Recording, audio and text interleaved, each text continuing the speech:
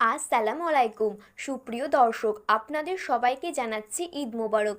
আশা করি আপনারা সকলেই ভালো আছেন আল্লাহর রহমতে। আজকের ভিডিওটিতে আমরা খুব গুরুত্বপূর্ণ বিষয় নিয়ে আলোচনা করব।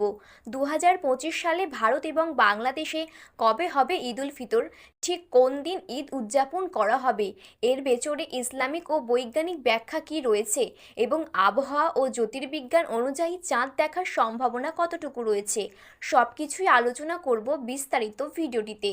তাই আজকের ভিডিওটি অবশ্যই আপনারা সম্পূর্ণ মনোযোগ সহকারে দেখবেন, কারণ এই ভিডিওটিতে আপনারা পেয়ে যাবেন ঈদের সঠিক পূর্বাভাস এবং কিছু গুরুত্বপূর্ণ বার্তা। ভিডিওটি শুরু করার আগে আপনাদের সকলের কাছে ছোট্ট একটি অনুরোধ থাকবে, বিশ্বের সমস্ত মুসলিম ভাই বোনদেরকে ঈদের যদি শুভেচ্ছা বার্তা জানাতে চান তাহলে অবশ্যই আমাদের ভিডিওর কমেন্ট বক্সে ঈদ মোবারক লিখে জানাবেন। আর ভিডিওটি ভালো লাগলে আমাদের ইউটিউব চ্যানেলটি সাবস্ক্রাইব করে পাশে থাকা বেল বাটনটি অল করে রেখে দেবেন। তাহলে চলুন বন্ধুরা, আজকের ভিডিওটি শুরু করা যাক। রমজানের 1 মাস রোজা পালন শেষে এই দিনটি আসে পুরস্কার, কৃতজ্ঞতা এবং আনন্দের বার্তা নিয়ে। পবিত্র কুরআনে বলা হয়েছে, রোজা রাখার মাধ্যমে মানুষ আত্মশুদ্ধি লাভ করে এবং ঈদের দিন আল্লাহ কিন্তু তার সমস্ত বান্দাদেরকে ক্ষমা করে দেন। ঈদ উল ফিতরের তারিখ কিন্তু নির্দিষ্ট কোনো ক্যালেন্ডারে লেখা থাকে না, এর নির্ভরতা পুরোপুরি চাঁদ দেখার উপর। প্রতি বছর রমজানের 29তম রাতে মুসলিম বিশ্বে বিভিন্ন জায়গায় কিন্তু চাঁদ দেখার চেষ্টা করা হয়।